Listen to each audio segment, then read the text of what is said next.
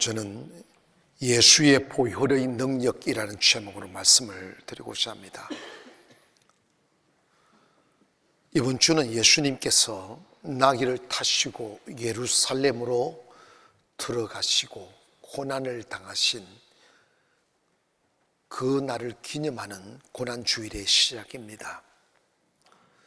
이 고난주간은 예수 그리스도께서 우리 모두의 죄 위에 십자가에서 흘려주신 예수의 피를 기념하는 주간입니다. 우리는 예수님이 흘리신 피를 그냥 피라 하지 아니하고 보혈이라고 말합니다. 이 보혈이라는 것은 우리의 죄를 위하여 흘려주신 precious blood로 해서 정말 보배로운 피다고 표현합니다. 이 보혈에 관하여 구약에서 예시적인 사건 하나가 있었습니다. 그 사건이 뭐냐면 이스라엘 백성들이 애굽에서 나올 때 강팍한 바로는 이스라엘 백성들을 내주려 하지 않았습니다. 하나님께서는 그 강팍한 바로의 마음을 꺾기 위해서 선택한 것이 있는데 10가지 재앙을 내리는 것이었습니다. 10가지를 꼭 내려야겠다가 아니라 한 가지 재앙 내렸을 때 바로는 백성을 버린다 하였지만 또 마음이 바뀌고 또 마음이 바뀌고 또 마음이 바뀌었어요. 그러나 마지막 바로를 꺾기 위해서 하나님이 선택한 재앙이 뭐냐면 애굽에 있는 모든 첫 번째 생명을 죽이는 거예요. 왕궁의 자식으로부터 시작하여 천민의 자식까지 모든 장자를 죽음으로 다스렸습니다. 그때 똑같은 애굽의 공기를 마시고 애굽 사람과 함께 같은 문화권 아래서 함께 범죄하고 함께 살았던 그들에게 은혜를 베푼 것이 있습니다. 모세에게 명령했습니다.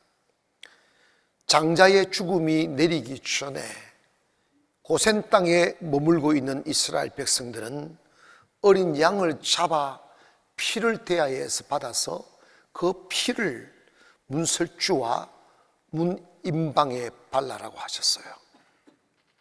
그러면 죽음의 천사가 죽음을 내리러 그 집에 왔다가 문설주와 문 임방에 발려진 붉은 피를 보는 순간에 그가 어떤 죄를 지었어도 어떤 삶을 살았어도 그 피를 발랐다는 하나의 이유 때문에 죽음의 천사가 죽음을 내리지 않고 그 집을 뛰어넘게 할 것이다. 용서하고 지나가게 될 것이다. 그걸 Passover에서 유월절이라고 하는 거예요. 그래서 이스라엘 백성들이 똑같이 범죄하며 살았지만 그 어린 양을 잡아 그 피를 문설주의 바름 때문에 장자의 죽음을 맞이하지 않게 된 거죠. 세례 요한에게 예수님이 다가오셨습니다. 세례 요한이 세상에 예수님을 소개할 때 이런 이야기를 합니다. 보라, 세상 죄를 지고 가는 하나님의 어린 양이다. 세월이 한참 지나 출애굽 사건 때 양을 죽여 피를 흘렸던 그 피는 지금 예수 그리스도가 흘리실 보혈을 상징하는 것이라고 말씀하며 예수님이 이 땅에 오신 것은 그분이 피를 흘려 우리 죄 위에 죽으시고 그 피가 우리 죄를 사하는 보배로운 피가 되게 하신다는 것입니다. 그래서 베드로전서 1장 18절에 보면 너희가 알거니와 너희 조상이 물려준 헛된 행실에서 대속함을 받은 것은 은이나 금같이 없어질 것으로 된 것이 아니요 오직 흠없는 어린 양 같은 그리스도의 보배로운 피로 된 것이다. 여기에 대속함을 받았다. 이 대속이라는 말은 누구 대신 피를 흘려 죽어주신 것을 의미합니다. 그래서 예수님도 스스로 이 세상에 오신 목적을 마가복음 10장 45절에 인자가 온 것은 섬김을 받으려 함이 아니요 도리어 섬기려 하고 자기 목숨을 많은 사람들의 대속물로 주려 함이라. 대속물이라는 말은 랜섬이라는 말은 몸값으로 주시기 위하여 오셨다는 거예요. 즉 우리가 지은 죄의 몸값, 망령된 행실을 쫓아 살아온 헛된 욕망의 사슬에 묶여 살아온 어둠의 삶에 대한 몸값으로 주님이 이 땅에 오셨다는 거예요. 우리가 그냥 교회 오신 게 아니지요. 교회 오셔서 예수 믿는 것, 이건 엄청난 사건입니다. 인간에게 있어 돈도 중요하고 명예도 권세도 중요하지만 생명보다 중요한 건 없어요. 이미 우리는 죽어서야만 되는 생명입니다. 죄에 팔릴 사람들입니다. 그런데 주님이 우리를 위한 랜섬, 몸값이 되어주신 거죠. 그래서 이사야는 장차 오실 주님에 관하여 53장 5절에 그가 찔림은 우리의 허물을 인함이요 그가 상함은 우리의 죄악을 인함이라. 그가 징계를 받음으로 우리가 평화를 누리고 그가 채찍에 맞음으로 우리가 나음을 입었도다. 여러분, 이게 무슨 이야기예요? 주님이 채찍에 맞고 그 채찍에 맞은 상처가 상처가 되고 그 상처를 통해 흘리는 피가 우리의 죄를 사하게 됐다는 거예요. 그걸 보혈이라는 거예요. 그 보혈은 우리가 무심코 아니면 의도적으로 연약하여 사탄한테 짓눌려 지었던지 간에 그 사망이 되는 죄의 문제를 해결해 주시고 그의 보혈로 우리 몸을 덮어버리시는 거예요. 그래서 우리 그리스도인들은 예수의 보혈을 믿고 사는 거예요. 예수의 보혈 때문에 구원받는 거죠. 예수 보혈 때문에 하나님의 자녀가 된 거예요. 우리의 행위나 우리의 거룩한 어떤 생각으로 되어진 게 아니라 선조로부터 내려온 그 망령된 행실에 빠져 살았지만 보혈이 우리를 덮을 때 그 보혈이 우리를 정결케 하는 거예요. 생각해 보십시오.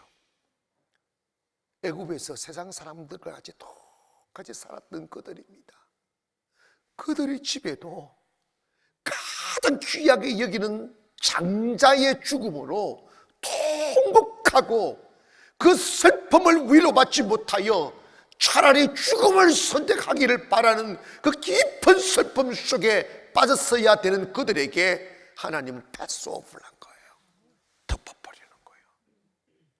나 몰라, 괜찮아, 통과, 이런 거지.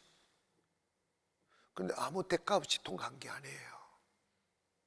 우리가 지은 죄에 대한 충분한 보상을 해주신 거예요. 그게 바로 예수 그리스도께 흘리신 보혈입니다.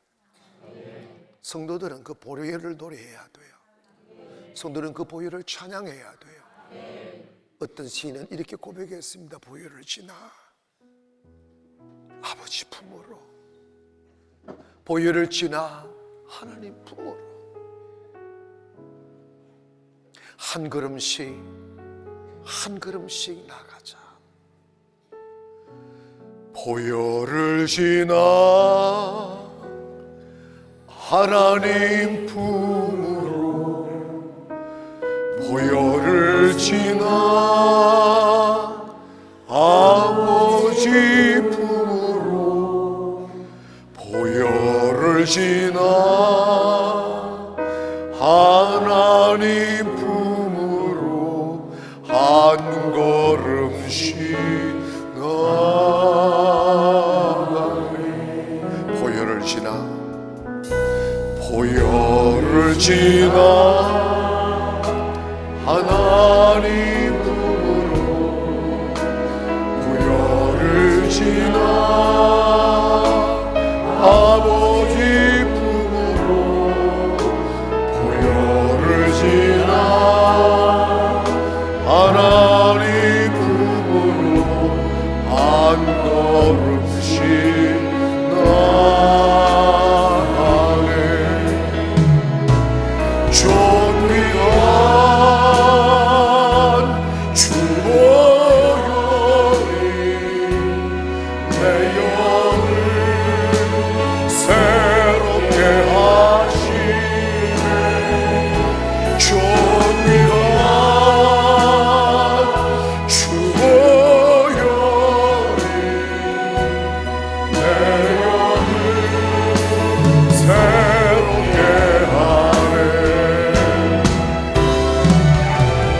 보혈을 지나 하나님 품으로 보혈을 지나 아버지 품으로 보혈을 지나 하나님 품으로 한 걸음씩 나아. 가슴 활짝 여시고 존귀한 주보혈이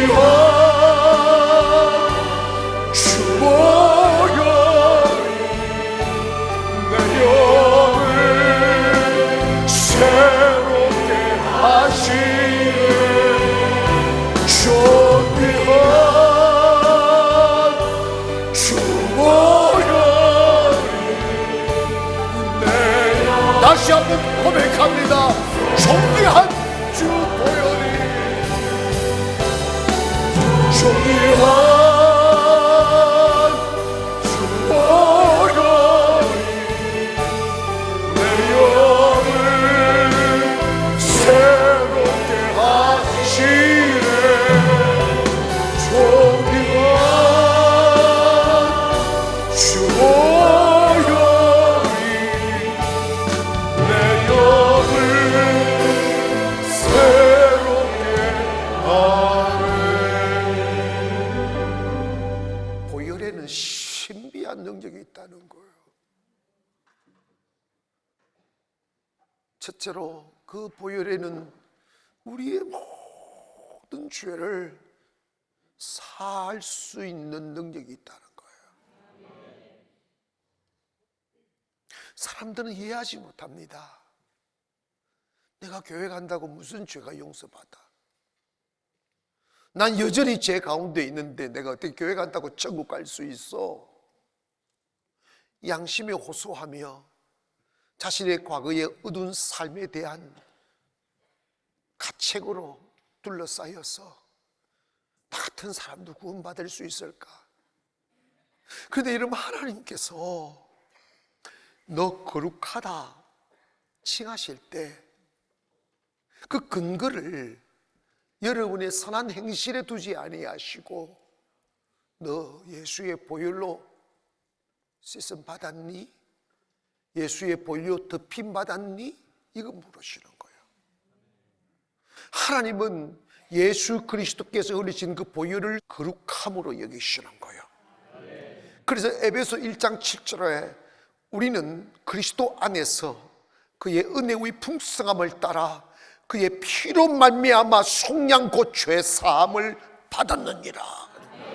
요한일서 7장에서 그 아들 예수의 피가 우리를 모든 죄에서 깨끗게 하실 것이라고 하셨어요. 여러분, 저나 여러분에게는 의가 없습니다. 아무리 착하게 살려 노력하여도 결코 의가 될 수가 없습니다. 이스라엘 민족 위하여 어린 양을 죽여 피를 문설주에 바르게 한 같이 예수 그리스도께서 이 땅에 오신 목적은 우리 죄 위에 그 거룩하신 피를 흘리기 위함이었고 그 피만이 여러분을 거룩하다 하게 할 수 있습니다. 응답받는 기도라는 책이 있는데 이 책의 내용 중에 이런 게 나옵니다. 모든 인간은 하나님 앞에 서게 된다는 거예요.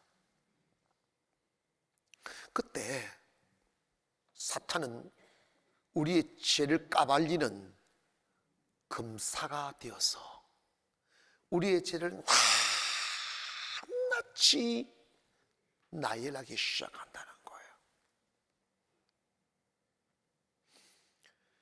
그 죄가 너무 많아 계속 엎고 있는데 그 피고성에 선 우리들은 떠는 거예요.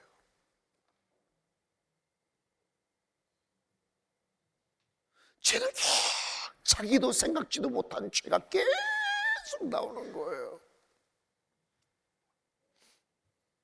그러면서 검사가 이렇게 합니다. 재판장님, 저자는 이렇게 죄를 많이 지었기에 도저히 사면받을 수 없는 죄인입니다. 사형을 선고해 주십시오. 지옥에 빠뜨려 주십시오 하고 검사가 청구를 할 때, 그때 예수님이 불쑥 튀어나오는 거예요. 재판장이신 아버지 하나님, 저 검사 나부랭이가 한 말 맞다고. 다만 어째 저렇게 토시 하나 안 들리고 다 죄를 기록했는데 나도 더 잘한다고. 다 잘 알고 있다고. 그러나 저 주책바가지가 나를 믿었다고. 그렇게 죄를 많이 지었어도 나 예수를 믿었다고. 내가 흘려주신 그 보혈을 믿었다고. 은혜의 언약에 의하여 저는 무죄입니다. 왜? 나를 믿었기 때문입니다. 재판장이신 하나님이 선고를 합니다. 누구 피고 누구 참 죄 많이 지었구만. 그래도 할 수 없다. 예수의 피가 너를 덮었어. 네 안에는 예수의 피가 있어. 그러기에 나는 하늘나라의 법에 의하여 너를 무죄라 선고할 수밖에 없어. 그래서 무죄 딱 하면 천국으로 쫙. 마귀 새끼는 멋쩍어서 쫓겨나가는 거예요. 저수지에 가면 낚시 금지라는 팻말이 붙어 있습니다. 그런데 낚시꾼들은 꼭 그런 데만 가서 낚시하는 사람이 있어요. 이게 뭐냐면, 주님이 우리 죄 용서했다고 했는데 예수의 보혈을 믿으면 고혈이 덮는 순간 우리 모든 죄가 다 도말된다고 했는데 꼭 안 좋은 생각 끄집어내고 마귀 한번 쫓아내면 또 끄집어 들어오고 또 악한 생각하고 이러면 안 돼요. 후한 카를로스 목사님이 계셨습니다. 이분도 좀 이렇게 좀 소심하고 성격이 좀 민감하고 예민한 사람들이 파리만 날라도 어머나 하는 사람이 있어. 여러분 좀 이렇게 예수님 믿으면서 좀 담대해지기를 바랍니다. 근데 이분도 너무 소심해가지고 내가 목사인데 이렇게 살아서 될까 하는 이 부족함을 느끼는 마음 때문에 너무 마음에 가책이 되어 양심에 찔리고 막 힘들어하다 보니까 이 두통이 막 사라지지가 않는 거예요.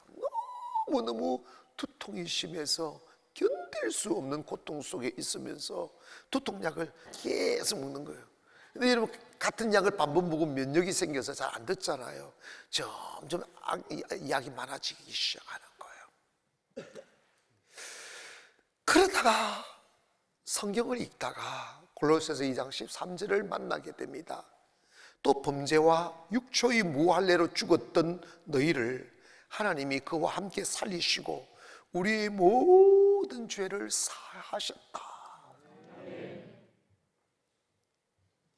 그러니까 나는 너 때문에 용서하는 게 아니다는 거예요. 나 여호와 하나님이 너의 행실 때문에 용서하는 게 아니라는 거예요. 예수님이 흘려주신 보혈 때문에 용서한다는 거예요. 그런데 내가 너 때문에 너를 용서한 것이 아니라 네가 믿는 예수의 보혈 때문에 내가 너를 용서했는데 너 자신을 정죄하는 자는 도대체 누구냐? 라는 음성이 들려오더라는 거예요. 그게 누구냐? 마귀 새끼지. 아멘. 마귀 새끼지. 교회 와서 너무 착한 척 하지 마셔요. 목사님 저는 부족해요. 목사님 제가 많은 사람이에요. 그 한 번이면 끝나. 10년이 가도 그 소리를 하고 있어. 그 낚시 금지 해놓고 낚시하는 사람이야. 한 번 용서받았으면 땡이지. 아멘. 하나님은 기억도 안 한다고 그랬어요. 근데 자꾸 기억나게 하는 게 그 사탄이라니까. 그냥 담대하게 사셔. 나 예수 피 때문에 이렇게 어려움을 받았다는 거야. 카르로스 목사님 그게 딱 믿으시는 거지. 믿어줘야 은혜 받는 거야. 진짜 보혈의 능력이 있습니다. 그 보혈이 우리를 깨끗게 하신 거라고요. 그리고 예수의 보혈은 우리로 하여금 우리의 몸을 의로운 도구로 쓸 수 있는 능력을 주시는 거예요. 로마서 12장 1절에 보니까 형제들 내가 하나님의 모든 자비하심으로 너희를 권하노니 너희 몸을 하나님이 기뻐하시는 거룩한 산 제사로 드리라. 이는 너희가 드릴 영적 예배니라. 히브리서 9장 14절에 보니까 하물며 영원하신 성령으로 말미암아 흠없는 자기를 하나님께 드린 그리스도의 피가 어찌 너희 양심을 죽은 행실에서 깨끗게 하고 살아계신 하나님을 섬기게 하지 못하겠는가. 예수님의 피가 우리를 하나님의 섬기는 사람으로 만든다는 거야. 바울은 너희 몸을 불의의 병거로 죄에게 드리지 말고 의의 병거로 하나님께 드리라고 했어요. 예수의 피는 신비입니다. 오늘 여러분 그냥 십자가에 흘리신 피 이러지 말고 그 예수의 피는 생명입니다. 여러분 이렇게 사람이 피를 많이 흘리면 얼굴이 노래지면서 피가 부족하면 죽어요. 그러니까 인간의 몸에는 피가 그렇게 중요한 거예요. 죽어가는 사람들에게 수혈을 하게 되죠. 수혈을 하게 되면 시퍼렇던 얼굴이 파릇파릇 불글불글 살아나. 생명이 살아난다고. 피는 생명이라고.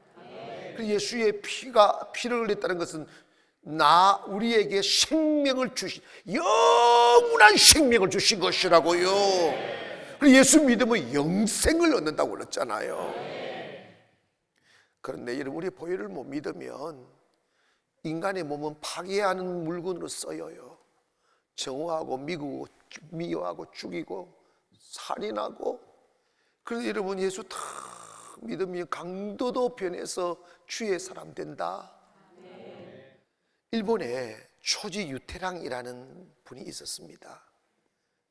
이분은 한때 동양의 성자라고 불리웠던 사람이에요. 젊은 시절 방탕한 삶에 찌들어 산 사람이에요.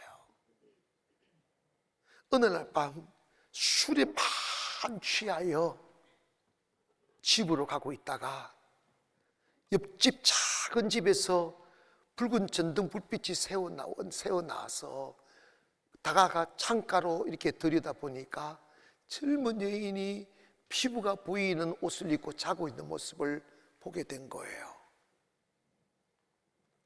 그래서 그는 욕정을 이기지 못하고 그 집안에 들어가 그 여인을 강간하고 자기의 죄를 덮기 위해서 그 집을 불을 질러서 다 태워버렸어요. 그리고 이 사람이 체포되었습니다. 간간, 살인, 방화.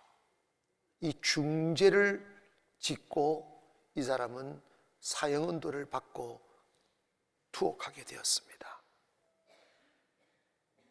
그 방탕한 아들을 둔 어머님은 눈물로 기도하며 우리 아들 회개하고 돌아오고 살려달라고 기도하는 어머니가 있었습니다.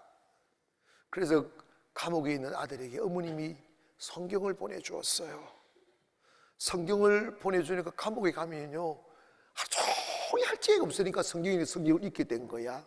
그 성경을 읽다가 자기가 죄인임을 느끼기 시작하고 주님을 만나기 시작하는 거예요. 그래서 자기 죄를 깨닫고 감옥에서부터 변화되기 시작하는데 자기 죄를 다 뉘우치고 제주들을 전도하기 시작하는 거예요. 처음에는 욕먹고 두드림 맞고 하면서 계속 전도하고 기도하고 찬양하고 내 육체는 범죄로 인하여 죽은 몸이지만 내 영혼은 예수의 보혈로 말미암아 구원받았다고. 그리고 그렇게 한참을 감옥살이 하면서 살다가 특사로 석방이 되게 되었어요. 그리고 난 뒤에 그는 예수의 보혈로 덮인 삶을 산 거예요. 얼마나 아름다운 삶을 살았는지. 살인자였고 강간범이었고 방화범이었던 그가 정말 아름답고 믿음의 삶을 살아서 나중에 동네 사람들이 성자라고 이름을 붙여주셨어요. 전 성자다. 어떻게 사람이 이렇게 바뀔 수 있겠어요? 이거는 교육이 아니에요. 보혈로 덮여야 됩니다. 예수의 보혈이 나를 덮을 때 바뀔 수 있어요. 내 혼자의 삶의 무게도 버거워 비틀거리며 방탕하며 허우적거렸던 사람도 예수 믿으면 내 문제는 아무것도 아니에요. 능 이길 수 있어져요. 그리고 다른 사람의 삶의 무게를 걸머쥐고 같이 가게 되는 거죠. 이게 보혈의 능력입니다. 그리고 보혈은 고백합시다. 우리를 크게 승리하게 하신다. 아멘. 계시록 12장 11절에 보니까 또 우리 형제들이 어린 양의 피와 자기들이 정언하는 말씀으로써 그를 이겼다.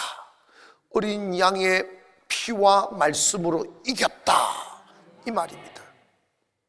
여러분,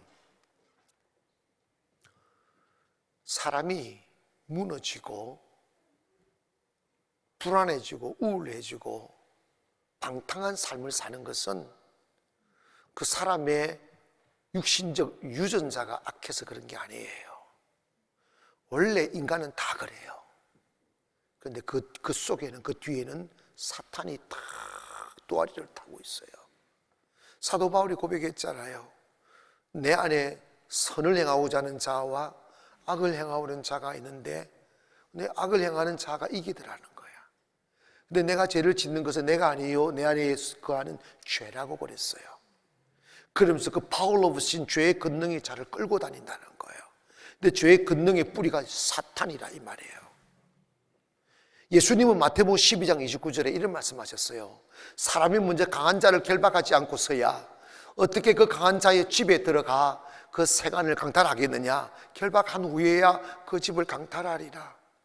이 말은 뭐냐면 빼앗는다는 의미가 아니라 그 가정과 그 사람을 살리려면 그 사람을 주관하고 있는 강한 놈을 결박해야 된다는 거예요. 사탄은 우리의 삶을 황폐하게 만듭니다. 잠시 후 한번 생각해 보자고요.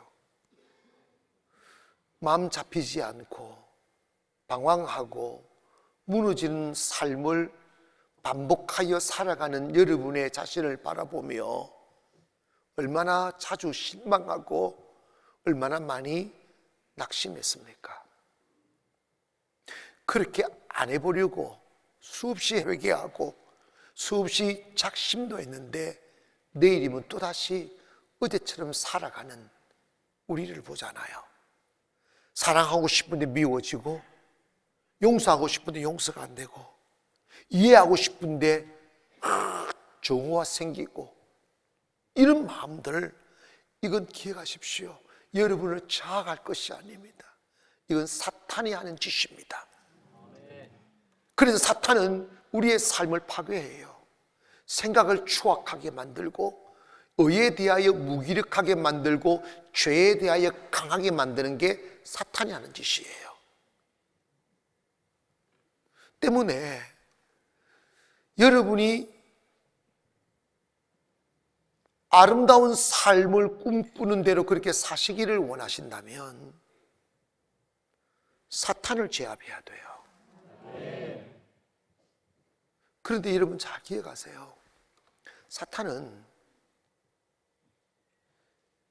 본인이 쫓아낼 수는 없지만, 교회에 오셔서 영권 있는 분들 만나서 사탄이 쫓김을 받으면 다시 돌아오게 하는 것은 그 사람의 책임이에요. 사탄은 항상 들어올 계기를 만들어줘야 들어오는 거예요. 어린 시절 여름이면 잠이 부족하니까 낮잠을 자게 되죠. 그런데 어촌에는 이만한 이게 뭐 돗자리 같은 걸 해놓고 생선을 이렇게 말리잖아. 냉장고가 없으니까. 근데 생선 말린 곳에는 항상 똥파리가 붙어. 그런데 똥파리가 많이 붙으면 알을 까니까 모기장 같은 것으로 그 생선 똥파리 못 앉게 이렇게 덮어 놓잖아요. 모르지. 도시 것들은 몰라요. 근데 똥파리가 앉을 곳이 없으니까 내 얼굴에 자꾸 앉는 거야. 잠이 달마고 엥 하고, 그리고 여러분 있잖아요. 탐이 다 든 똥파리가 딱 앉아. 그럼 나 생각합니다. 이거 잡아버려야지. 정신 팍, 눈은 감고 있는데 정신 바짝 차리고 얼굴이 아니라 뺨을 딱 때리 이미 날아가 버렸어.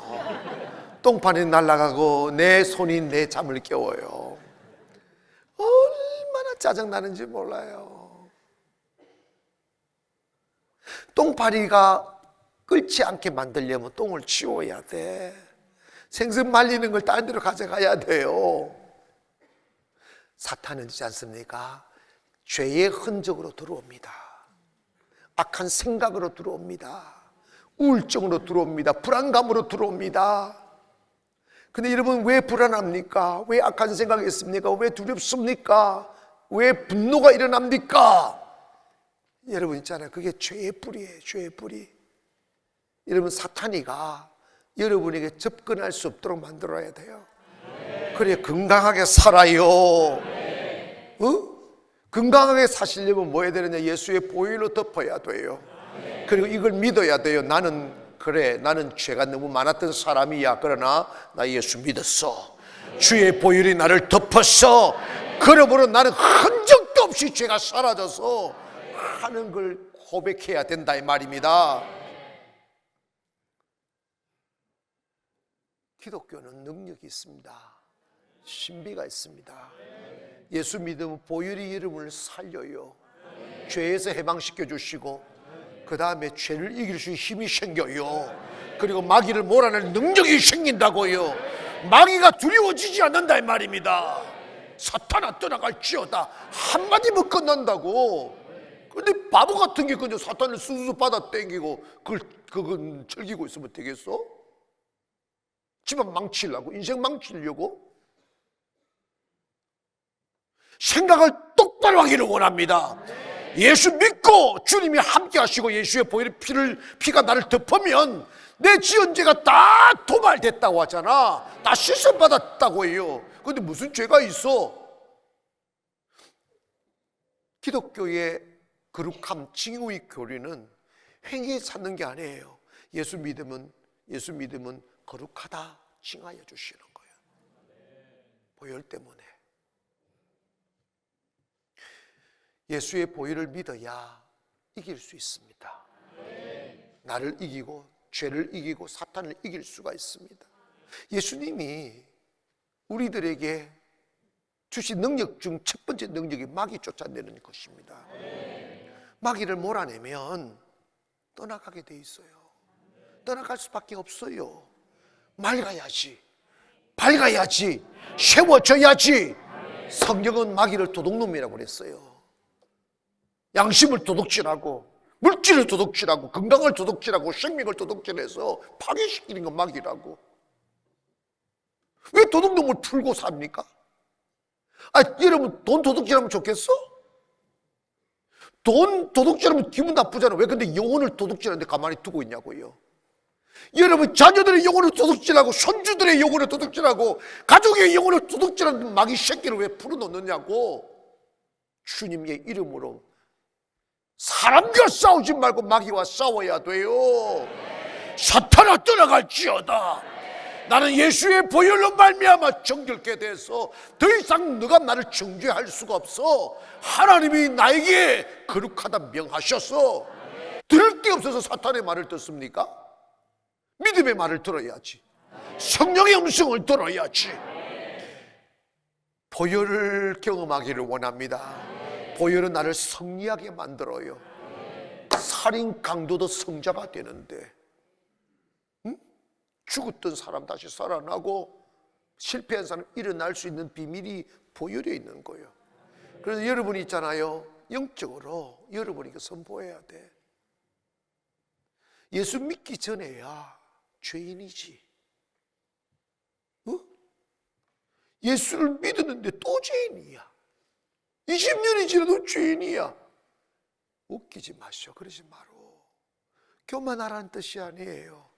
여러분에게 선포해야 됩니다. 나는 이제 죄인이 아니라고. 사탄 이 똥파리 나는요, 내가 얼마나 웃은지 몰라. 사탄 믿으면 사탄 무섭잖아. 사탄의 오야봉을 바알세불이라고 그래. 뭐라고? 그래서 난 사전을 찾아봤어. 바알세불의 뜻이 뭔가 알아보더니 똥파리. 진짜야. 바알세불의 뜻 똥파리. 여러분 똥파리 무서워서 장을 못 담느냐고 말도 있잖아. 똥파리 털어내세요. 따라합시다. 똥파리야, 떠나가라. 아멘. 나는 더 이상 죄인이 아닌 거지. 왜? 예수의 보혈 때문에, 예수의 피 때문에. 그래서 그리스도인들은 정죄감에 시달려 살 것이 아니라 용서받은 은혜를 노래하며 살아야 돼요. 춤추며 살아야 돼요. 그래서 나는 내 인생의 최고의 날은 주님 만난 날이라고. Happy day, happy day when Jesus come and found me 하잖아요. 나 정말 주님이 오셔서 나를 만나 주신 날이 최고 행복한 날이야. 여러분 멍청한 아내들은, 여보 결혼한 지 10년이 지났는데 여보 당신 언제 가장 행복했어? 남자는 생각도 못해. 그게 무슨 말인지. 여자는 그 질문은 의도가 있어. 당신 만난 날 그래 주기를 바래. 남자는 그런 생각도 못하고 있어.